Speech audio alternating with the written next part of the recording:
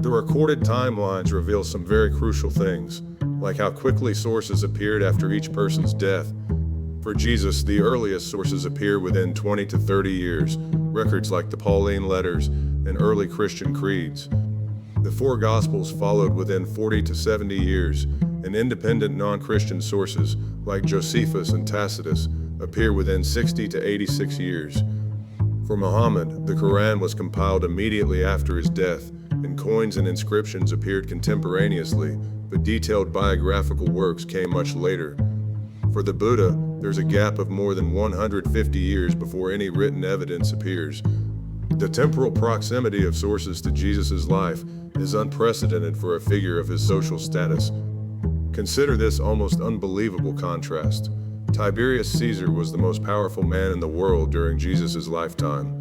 He ruled the great Roman Empire for 23 years, commanded vast armies, and controlled the fate of millions. Jesus was an itinerant preacher from a backwater province.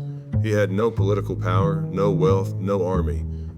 His public ministry lasted only 2 to 3 years before he was executed at the request of the Sanhedrin by the Roman government.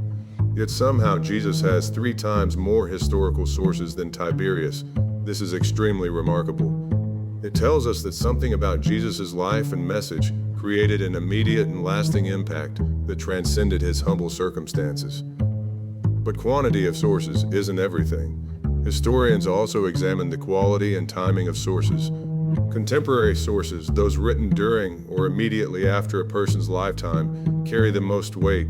Jesus has 12 contemporary sources, including early Christian creeds that scholars believe were formulated within just 3 to 5 years after his death. By comparison, Alexander the Great, one of history's most famous conquerors, has 0 surviving contemporary sources. Everything we know about Alexander was written generations after his death.